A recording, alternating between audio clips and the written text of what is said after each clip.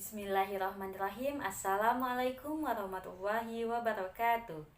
Perkenalkan, nama saya Cica Kristina dari Program B Fakultas Keperawatan Universitas Riau akan melakukan prosedur perawatan luka. Ini bertujuan untuk mengetahui cara perawatan luka yang baik dan benar. Perawatan luka ini terbagi atas 3. Yang pertama, perawatan luka bakar. Yang kedua, perawatan luka diabetes yang diakibatkan oleh gangren, dan yang ketiga adalah perawatan luka bersih.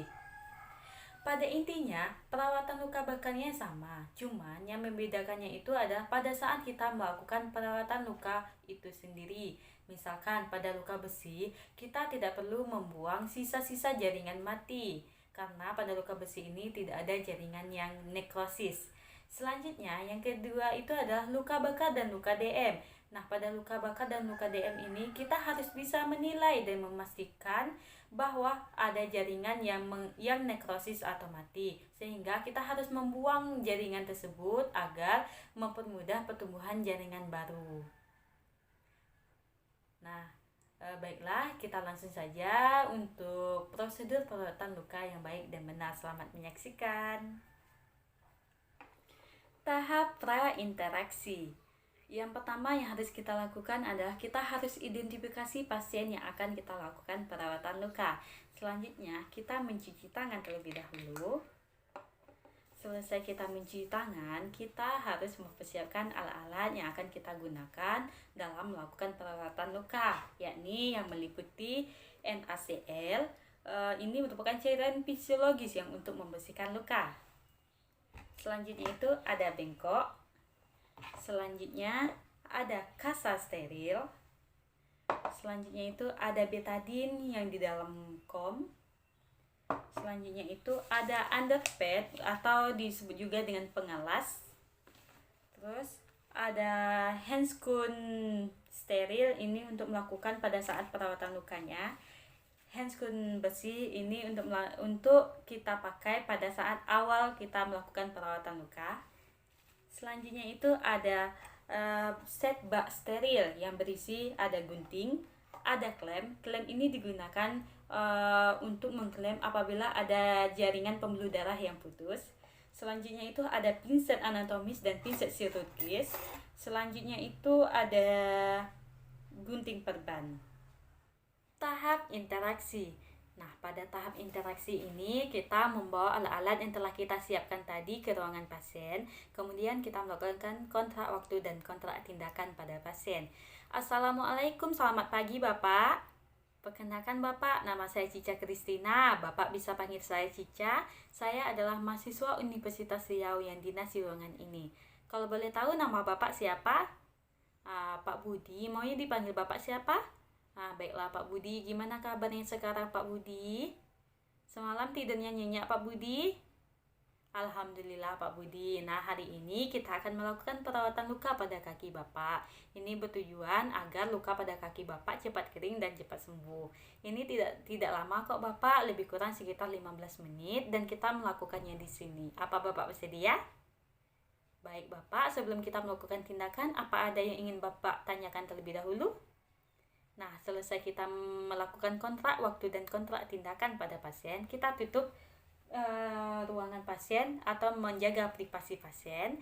Nah, selesai itu kita memasang handscoon bersih.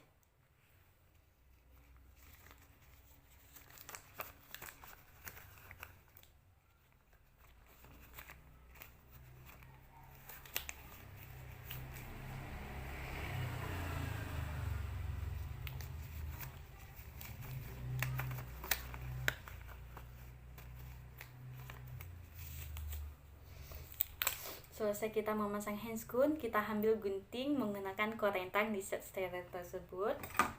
Kemudian kita gunting lukanya, luka perbannya. Kemudian luka perbannya ini kita masukkan ke dalam bengkok. Guntingnya kita masukkan ke dalam set steril tadi, karena gunting ini akan kita gunakan lagi. Nah, selesai itu, yang pertama kita melakukan perawatan luka besi. Kita lihat lukanya meliputi apakah dia mengalami inflamasi atau tidak, terus apakah lukanya itu bersih, kering atau basah, terus panjang lukanya, lebarnya, dan kedalaman lukanya. Nah, selesai itu kita mengganti handscoon kita menjadi handscoon steril. Nah, selesai itu kita ambil pinset di set steril tadi dan kasa. Kemudian kita melakukan pembersihan. Habis itu di sebaliknya, ini tidak boleh dibolak-balik ya. Kemudian selesai ini kita masukkan ke dalam bengkok. Terus kita ambil lagi kasanya, kita melakukan pembersihan lagi. Habis itu kembaliannya. Nah, kalau sekiranya udah bersih, kita melakukan perban kembali dengan menggunakan kasa. Terus kita kasih betadine. Kemudian kita letakkan di sini. Kemudian kita perban lagi menggunakan Hypapik.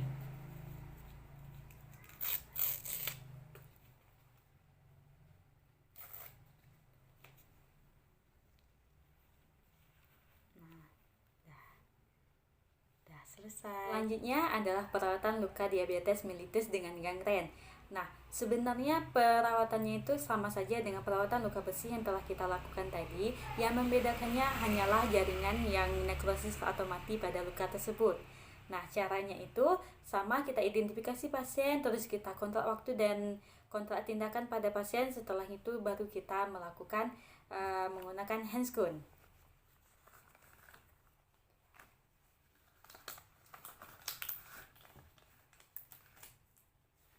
Selesai kita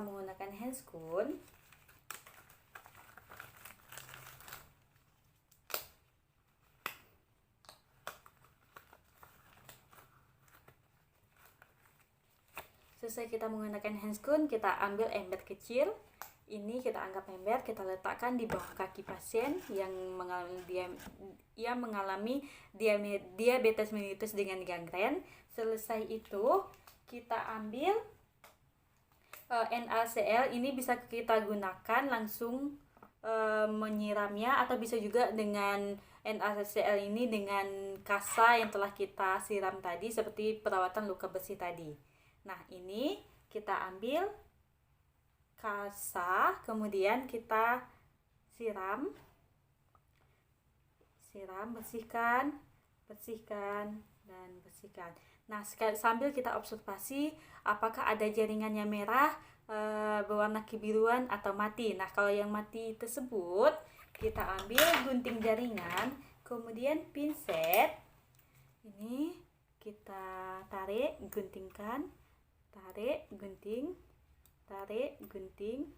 dan tarik, gunting. Nah, untuk menilai jaringannya mati atau nekrosis, bisa kita jepit, kemudian kita tanyakan kepada pasien apakah pasien mengalami sakit atau tidak. Kalau dia mengalami sakit, berarti jaringannya belum nekrosis.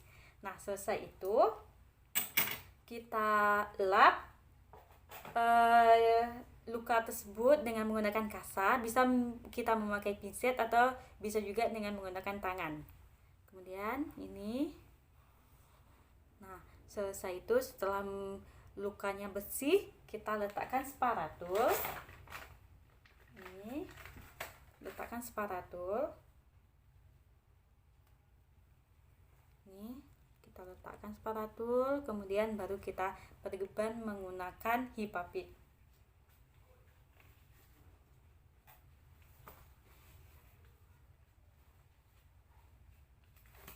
Hypapik kita perban seperti ini. Selanjutnya perawatan luka bakar. Nah, pada intinya juga sama perawatan luka bakar ini dengan perawatan luka besi dan luka diabetes dengan gangren.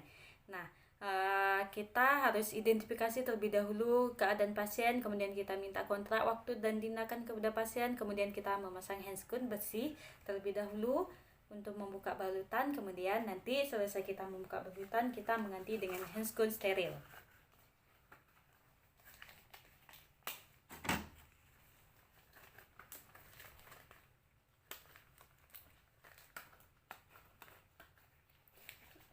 Ini kita lihat luka bakarnya. Kita ambil gunting menggunakan korentang di set steril tersebut. Kemudian kita gunting perbannya, tinggallah luka bakarnya. Ini perbannya kita masukkan ke dalam bengkok, kemudian guntingnya kita masuk lagi ke dalam set steril tersebut. Kemudian selesai itu kita observasi keadaan luka pasiennya, kedalaman lukanya, terus kita lihat apakah ada jaringan yang nekrosis atau tidak. Kalau ada, kita gunting jaringannya menggunakan pinset dan gunting jaringan. Kita cari ini pembuktian apakah jaringan nekrosis atau tidak. Ini juga bisa kita lakukan seperti luka diabetes tersebut. Kita tarik jaringannya, kemudian kita tanyakan apakah pasien mengalami rasa sakit atau tidak. Kalau tidak, berarti itu jaringan nekrosis. Kita ambil, gunting, buang ke dalam bengkok, kemudian ambil, gunting, buang ke dalam bengkok. Nah, selesai itu kita memberikan salep. Inilah yang membedakan antara luka besi, luka diabetes, sama luka bakar. Nah, pada luka bakar ini kita berikan salep bioplacenton atau bisa juga kita berikan madu. Kita berikan salep. Nih, yang udah ada salepnya kita kasih. Kemudian selesai, setelah kita kira udah terkasih semuanya madu atau bioplacentonnya, kita bungkus luka bakarnya. Tapi ada juga kalau di ruangan luka bakarnya tidak dibungkus. Nah, ini berdasarkan grade-nya. Nah, selesai kita bungkus, kita rapikan pasien. Baik, sekian video tentang perawatan luka bakar, luka besi, dan luka diabetes dengan gangren. Lebih dan kurang saya mohon maaf. Wabillahi taufiq wal hidayah. Assalamualaikum warahmatullahi wabarakatuh.